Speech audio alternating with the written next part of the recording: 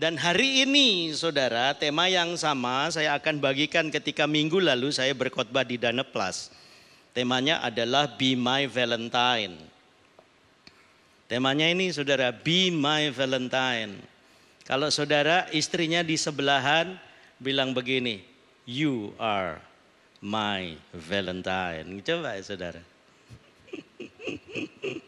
Amin. Haleluya. Masa suami istri malu-malu? Ingat waktu masih pacaran dulu kan saudara? Wah kayaknya gitu, kalau nggak lihat sehari aja rindu gitu. Apalagi saudara yang sudah menikah hari ini, ada yang udah 10 tahun, 20 tahun, 30 tahun, 40 tahun, 50 tahun. Oh haleluya. Itu berkat yang luar biasa. Juga di sini ada adik-adik muda nih, banyak anak-anak muda ya. Satu saat engkau akan jadi suami dan satu saat engkau akan jadi istri. Maka kalau engkau nanti jadi suamilah yang baik. Kalau engkau jadi istri yang baik. Amin. Ya, haleluya. Iya, kenapa saudara? Karena Valentine itu berkait dengan yang namanya nilai kasih sayang yang diajarkan oleh Tuhan. Kenapa muncul yang namanya hari Valentine?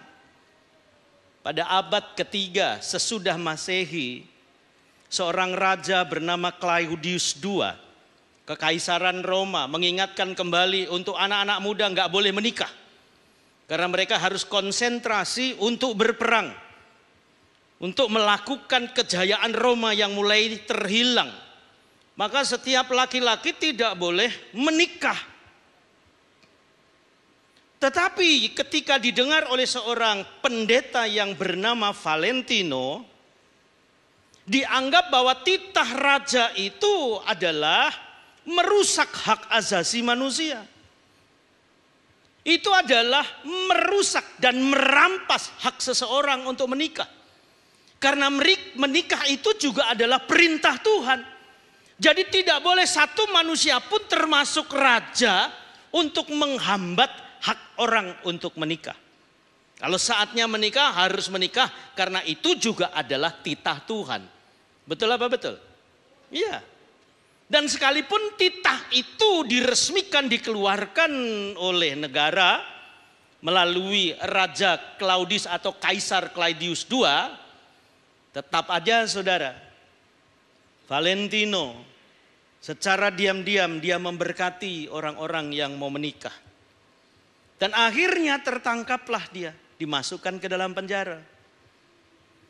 Ketika di dalam penjara, hukumannya udah jelas, harus dipenggal kepalanya. Karena apa? Melanggar perintah raja. Bagi Valentinus, kematian bukan sesuatu hal yang menakutkan dan mengerikan. Tetapi itu adalah sebuah kesempatan pembelaan kepada hak orang yang dirampas oleh kaisar. Ketika di dalam penjara ada anak sipir penjara yang matanya buta. Kemudian anak sipir ini saudara didoakan oleh Valentino. Agar supaya Tuhan memberikan kesempatan dia untuk bisa melihat. Puji Tuhan doanya didengar. Karena Valentino punya iman. Kemudian wanita ini juga punya iman. Dua orang sepakat berdoa besar kuasanya. Bilang amin. Maka kalau suami istri sepakat berdoa bersama-sama, itu besar kuasanya. Maka suami istri harus sering-sering berdoa. Amin. Haleluya. Iya saudara. Dan akhirnya puji Tuhan ketika Valentino berdoa, Tuhan menjawab doanya. Maka anak muda ini atau wanita muda ini matanya terbuka dan bisa melihat. Maka ketika melihat bahwa Valentino ini sebagai pendeta yang mendoakannya, dia bersyukur, berterima kasih.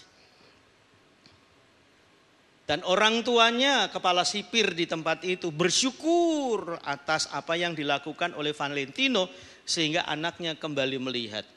Tetapi tiba waktunya saudara, malam sebelum besok dia dipenggal kepalanya. Maka dia menuliskan surat agar supaya anak yang disembuhkan oleh Tuhan tetap setia dan menyempurnakan kasih yang dia alami. yaitu kasih Tuhan yang sempurna yang terjadi atas hidupnya harus dipelihara dengan baik.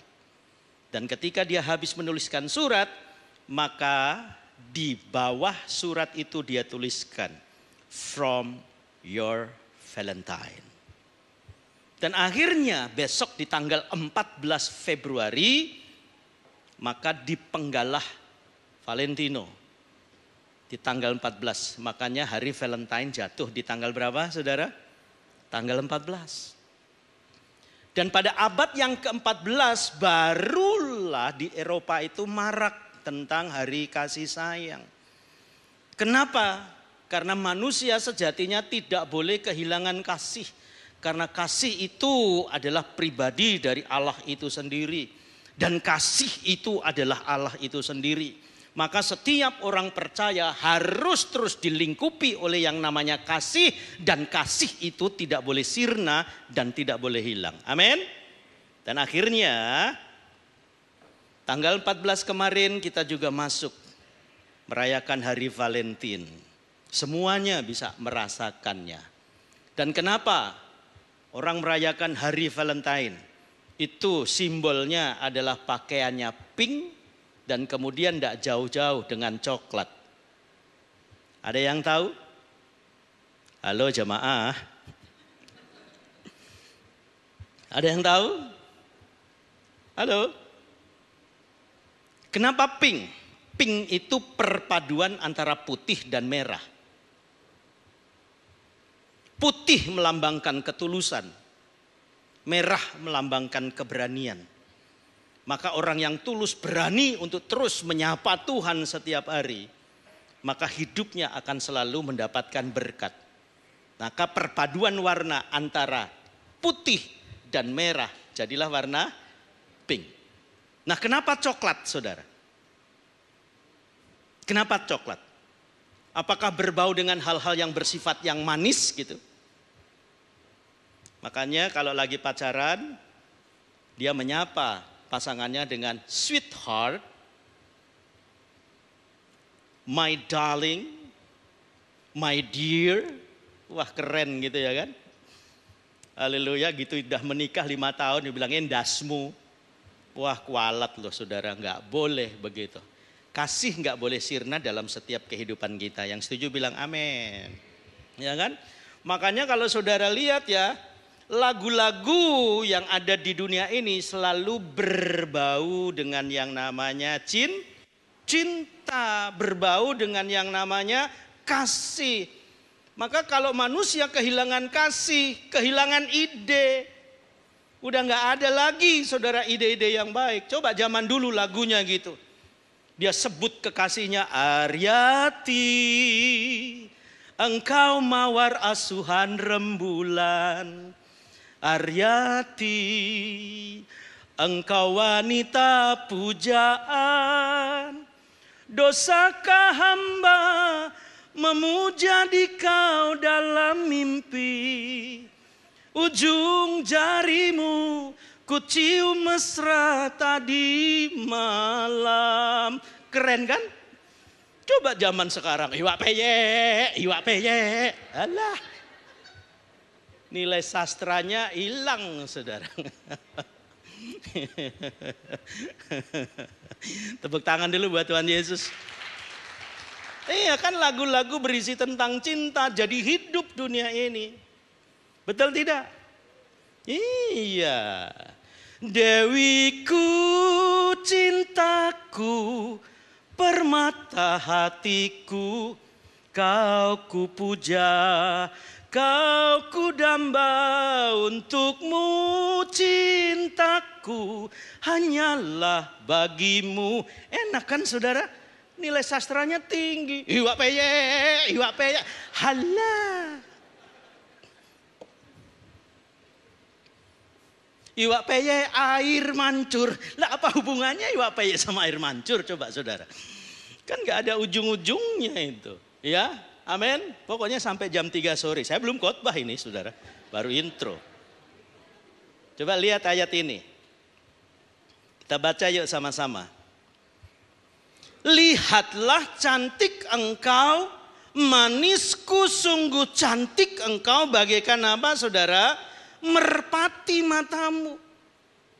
Kidung Agung mengajar agar supaya suami menjadi suami yang baik yang senantiasa menyanjung istrinya, memuja istrinya.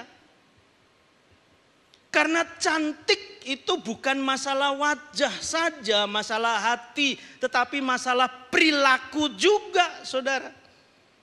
Coba saya tanya sama adik-adik muda atau ibu-ibu, khususnya yang wanita.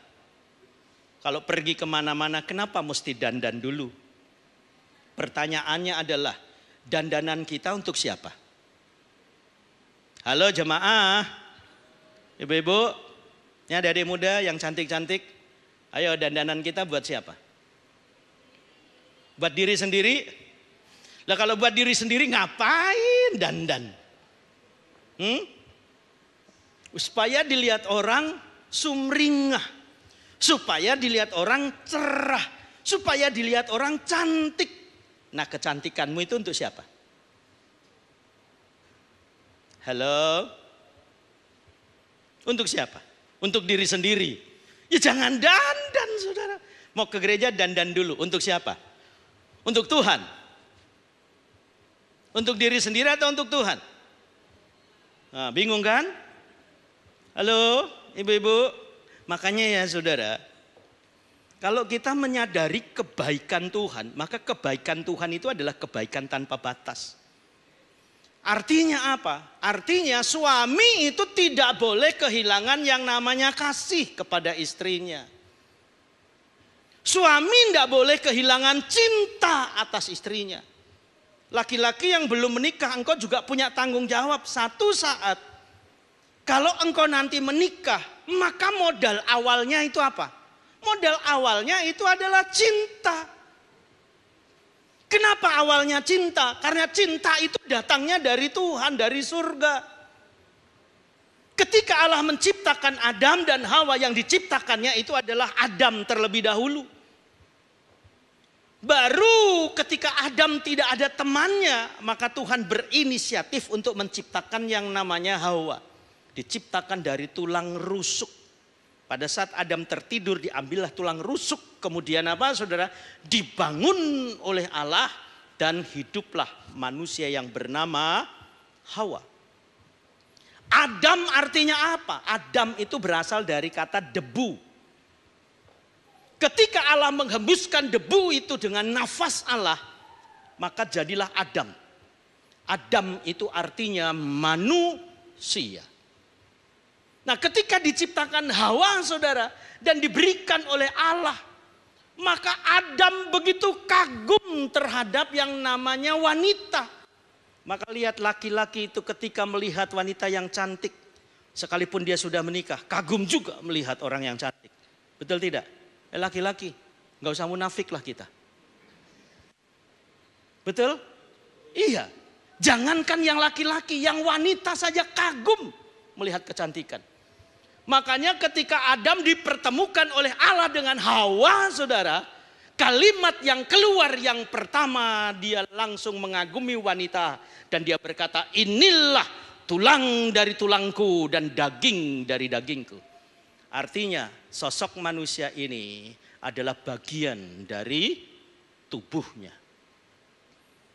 Adam gak bilang begini ketika Allah mendatangkan Hawa di depan matanya. Lantas kemudian Adam berkata, eta saha awewe bahenol ye. Enggak berkata begitu, saudara. Iya kan? Enggak berkata begitu. Tetapi dia berkata, inilah tulang dari tulangku dan daging dari dagingku. Artinya itu adalah kesatuan yang tidak pernah bisa dipisahkan. Makanya Alkitab memberi tanggung jawab bahwa laki-laki akan meninggalkan bapak dan ibunya dan bersatu dengan istrinya. Dan apa yang telah dipersatukan oleh Allah tidak boleh diceraikan oleh manusia. Manusia nggak punya hak untuk menceraikan manusia yang lain. Kecuali oleh maut. Haleluya. Amin, saudara. Jadi suami istri yang sudah dipertemukan oleh Allah, saat ini dipersatukan oleh Allah, jangan pernah ngomong cerai kalau ada persoalan masalah yang pelik. Karena masalah harus diselesaikan, bukan dipertengkarkan. Masalah untuk apa, saudara? Diselesaikan, bukan untuk dipertengkarkan. Anak udah terlanjur 7 minta cerai, hayai centai pong cecilang koa. Nggak bisa, saudara. Cerai kita udah nggak cocok. Lah, anak udah 7. Nggak cocok gimana? Nggak cocok aja 7. Kalau cocok berapa? Ngaco aja, saudara. Betul nggak?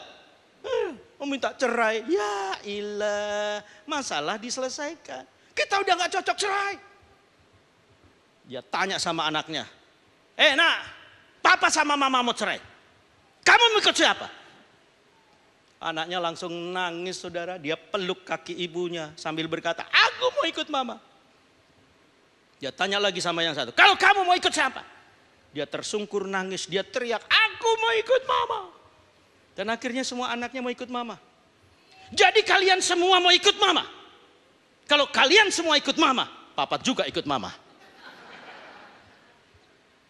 Selesai masalahnya. Jadi artinya, saudara, mengambil sebuah keputusan menyelesaikan masalah itu sebenarnya adalah 2 hal yang harus disepakati antara suami dan istri. Masalah jangan dibesarkan, kalau dia besar lebih bagus dikecilkan. Kemudian tiap hari coba suami istri seperti Salomo menyanjung istrinya, lihatlah cantik engkau manisku, sungguh cantik engkau, bagaikan merpati matamu. Betul? Haleluya. Iya, kayak lagunya Ebit, izinkanlah ku kecup keningmu. Nah itu kan, bukan hanya ada yang tahu lagu itu? Bapak-bapak ada tahu? Ini ada adik muda nggak ada yang tahu nih, jangan-jangan belum lahir waktu itu. Ibu-ibu udah tahu lagu itu nggak? Tahu lagu itu? Lagu siapa? Ebit GAD. Ketahuan umurnya udah berapa nih. Oh, haleluya. Tepuk tangan dulu buat Tuhan Yesus, saudara. Yang kedua, pesan Tuhan buat suami maupun istri sama-sama. Dikatakan demikian, hai suami-suami apa saudara? Kasihilah istrimu dan janganlah berlaku kasar terhadapnya. Kenapa, saudara? Yang lebih diutamakan adalah suami. Karena suami itu punya tugas dalam keluarga sebagai imam, sebagai kepala, sebagai pemimpin.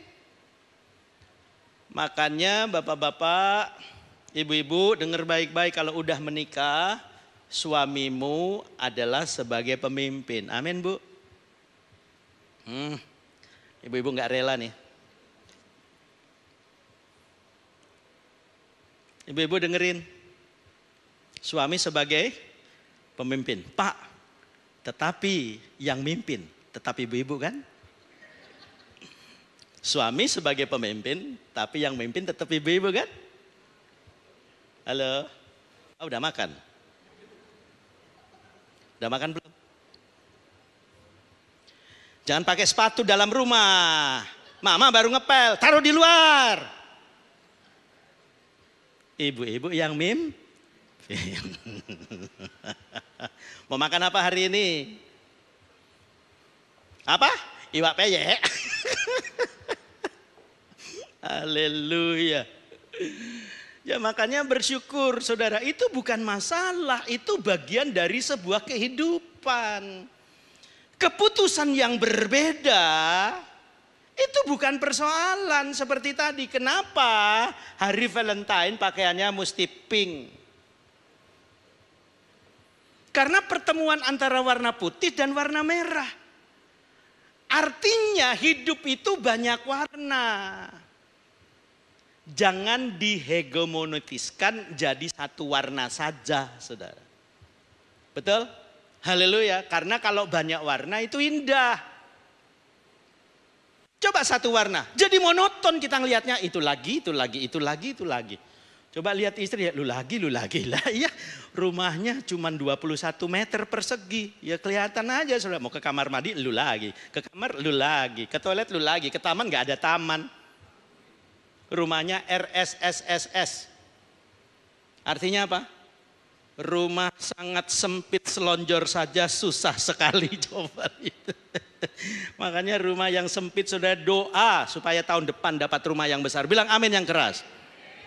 Haleluya. Jangan pernah batasi kuasa Tuhan. Tuhan terlalu sanggup untuk melakukan segala hal yang tidak pernah kita pikirkan. Setuju? Makanya ayat ini, hai suami-suami kasihilah istrimu dan jangan berlaku kasar terhadap dia. Kalau orang berbuat kasar itu menyakitkan. Sebelum kau disakiti ya jangan nyakitin, kira-kira begitu. Mulut juga kita jaga karena bagian dari komunikasi yang baik. Betul tidak? Haleluya. Nah lanjut lagi nih saudara. Yo Efesus 5 ayat 28. Baca sama-sama dengan suara yang keras. 2 iya. Demikian juga suami harus mengasihi istrinya sama seperti tubuhnya sendiri. Siapa yang mengasihi istrinya mengasihi. Saudara lihat Adam ketika dia melihat Hawa. Dia berkata inilah tulang dari tulangku. Dan daging dari dagingku. Kalau tulang disakiti sakit. Tanya aja sama orang Batak. Tulangmu disakitin. Sakit tuh. Haleluya. Iya. Daging disakitin sakit. Makanya ada istilah. Kalau kamu gak mau dicubit ya jangan mencubit. Nah itu membangun warna yang namanya kasih. Kasih harus makin sempurna dalam hidup kita. Kalau engkau ingin dihargai, hargai juga pasangan kita. Suami kita hargai, suami juga kita hargai. Pak, ibu-ibu yang kerja di rumah sebagai rumah tangga, capek juga. Mulai dari pagi bersih-bersih, masak, nyuci, ngepel. Capek juga saudara. Jangan berkata, kan yang paling penting dalam keluarga adalah suami. Siapa bilang? Semuanya sama. Kalau saudara berperan sebagai suami, engkau bukan aktor utamanya. Kalau engkau juga berperan sebagai istri, engkau bukan aktor utamanya. Dua-dua adalah aktor utama. Tepuk tangan dulu.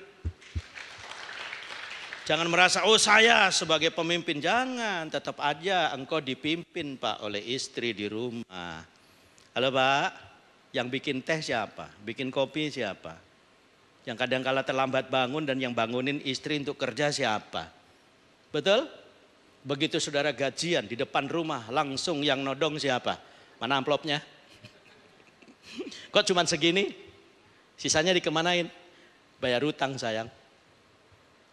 Ya utangnya enggak sebanyak ini kali. Ya kan mama yang nyuruh utang. Haleluya. Lanjut lagi saudara. Nah maka yang perlu kita perhatikan apa? Dalam membangun kemesraan dan bahagia. Untuk suami istri harus berani dan siap untuk menjaga yang namanya komitmen awal. Kalau saudara menikah nih. Komitmen itu adalah perjanjian. Maka komitmen perjanjian ini harus dijaga. Betul? Yang kedua apa? Komunikasi harus dijaga. Yang ketiga apa? Meminimali konflik. Itu juga harus dijaga.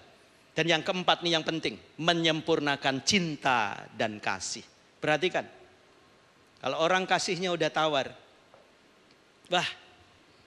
Biasanya orang itu udah mulai egois untuk dirinya sendiri. Karena orang udah cintanya udah tawar, lihat ya. Cinta itu tidak terlihat saudara. Kalau orang lagi jatuh cinta, nih adik-adik lagi jatuh cinta nih, ada yang jatuh cinta enggak? Sementara jatuh cinta. Cintanya udah bersemi belum? Atau baru bertepuk sebelah tangan nih? Iya. Haleluya. Cinta enggak terlihat tapi bisa dirasa. Seperti nyanyian tadi, cintaku untukmu, dambaan hatiku. Sekalipun gombal, tapi enak didengar saudara. Nah makanya kadang-kala Kalau ada cowok-cowok nih, adik-adik muda nih yang cewek-cewek dengerin. Kalau ada yang mulai ngegombalin. Dia bilang I love you. Apa? I tendang you. Artinya kalau nggak serius jangan main-main. Kalau nggak serius jangan main-main. Kalau engkau mencintai hanya karena mukanya, wajahnya, tapi bukan hatinya, nggak usah main-main. Itu kualat nanti. Haleluya. Cewek-cewek kalau suka sama cowok juga, jangan cuma lihat gantengnya, tampangnya, apalagi dompetnya, khaya. Ya, tetapi ketulusan batin ini. Cinta itu harus dibangun sesempurna mungkin. Karena apa? Karena modal utama bukan hanya sekedar cinta, tetapi pengertian. Kalau engkau mengerti keadaan pasanganmu, saudara, dengan segala kelebihan dan kekurangannya, wah keren tuh. Keren tuh. Tiap hari ada ucapan-ucapan sayang, cinta. Nah bapak-bapak kalau istri bikin kopi sediain gitu ya. Belajar ngomong terima kasih sayang, terima kasih cantik, terima kasih my dear, terima kasih my lovely. Belajar ngomong seperti itu. Orang kalau dipuja seperti itu senang saudara. Enggak laki, enggak perempuan sama. Belajar ngomong terima kasih. Kalau lupa ngasih gula, saudara cicipin terus pahit, saudara. Saudara nggak perlu marah, Pak, nggak perlu marah. Tapi ngomong sama istrinya, sayang, kopi pahit aja, melihat wajahmu jadi manis, coba. Nggak berantem tuh, saudara. Engkau yang mengelit, engkau yang memimpin dirimu sendiri untuk tidak terprovokasi. Betul? Haleluya. Iya, saudara. Lanjut lagi, ini lihat nih gambarnya tadi, mana gambarnya? Nah lihat tuh, ini lihat gambarnya. Kenapa digambarkan seperti burung merpati? Itu yang Kidung Agung tadi. Matamu seperti merpati. Lihat merpati, dia kalau udah melihat pasangannya, dia lihat terus pasangannya, saudara, nggak berpindah. Dia terbang jauh cari makan, saudara. Pulang dia bawa tetap buat pasangannya. Sampai salah satu pasangan itu mati, saudara, dia nggak mau nikah lagi. Nggak mau nikah lagi, nggak mau cari lagi. Nggak mau cari pasangan lagi, merpati. Makanya di Alkitab dikatakan cerdiklah seperti ular dan tuluslah seperti merpati. Karena ketulusan itu orientasi adalah dia siap untuk olah pikir dan olah batinnya. Supaya apa? Pikirannya tidak rusak dan batinnya tidak rusak. Keren kan? Halo? Keren kan? Amin. Iya, orang kalau memiliki ketulusan seperti itu, saudara, dia tidak akan pernah berkhianat terhadap pasangannya. Coba Pak, lihat kiri kananmu Pak. Istrimu. Bu, lihat suamimu Bu. Nah, lihat. Tatap matanya seperti lihat-lihatan sama merpati. Coba lihat. Akhirnya begitu lihat-lihatan dan mempertemukan paruhnya, yang muncul adalah gambar cinta. Cinta itu seperti kupu-kupu yang terbang tinggi, hinggap di mana saja yang dia ingini. Yang dia ingini hanyalah pasangannya saja. Amin Pak. Amin Bu. Iya mantap. Tepuk tangan Bapak Ibu. Iya, haleluya. Nah untuk direnungkan.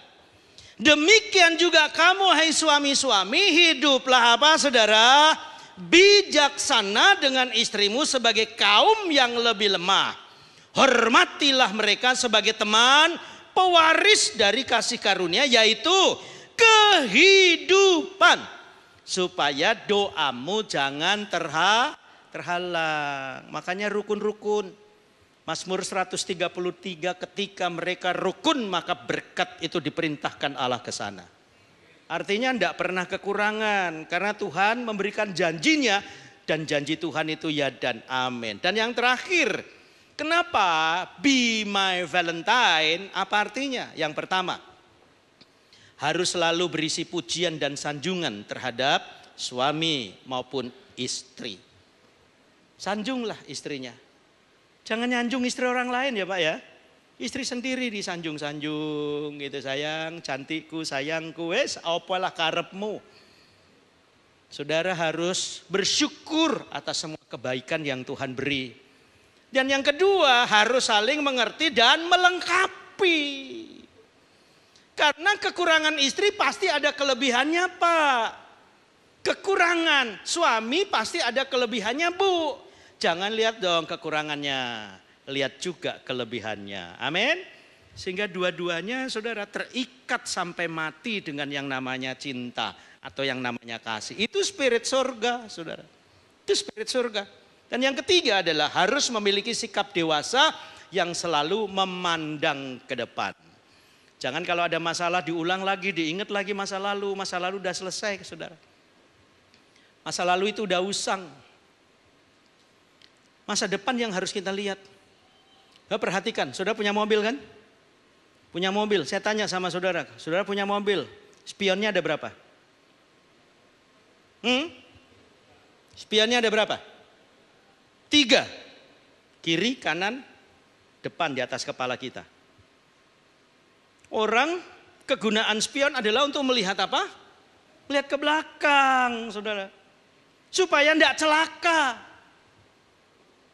3 kelihatannya banyak, tapi kita lupa kaca di depan jauh lebih besar. Maka hidup itu harus memandang ke depan karena berkat Tuhan lebih besar itu ada di depan. Haleluya. Jangan lihat yang di belakang saja, itu udah usang, udah selesai. Seperti saudara mimpi. Begitu dibangunkan saudara kaget, mimpi yang indah itu seketika itu sirna. Itu tinggal sebuah cerita. Tapi faktanya tidak ada. Masa depan kita itu adalah fakta yang ada, bukan masa lalu. Ya udah gitu aja lah saudara ya, sukses buat saudara. Tuhan Yesus memberkati. Kalau ada sumur di ladang, izinkan saya menumpang mandi. Kalau umur kita panjang, pasti orang baku dapa lagi. Tuhan berkati kita semuanya. Yuk bangkit berdiri saudara ya.